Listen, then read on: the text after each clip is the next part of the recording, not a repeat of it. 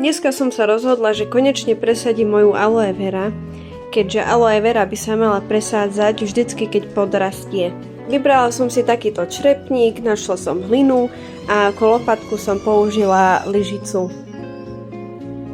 Aloe vera je rastlina nenáročná na pestovanie, čiže ak si ten typ človeka, ktorému zomru všetky kvety, aloe vera je stvorená pre teba. Nepotrebuješ sa o ňu nejak veľmi starať alebo ju nejak často zalievať. Ak je leto, tak ju zaleješ raz za týždeň a ak je zima, tak raz za 3 týždne. Ja túto aloe vera už mám rok a začala sa rozmnožovať, takže jej začal rásť výhonok s korienkou. Takto vlastne vyzerá ten výhonok a keď bude väčší, tak ho odstrihnem a presadím do iného črepníka. Keď som to presadila, poliala som to vodou, no a samozrejme ostal potom aj veľký bordel.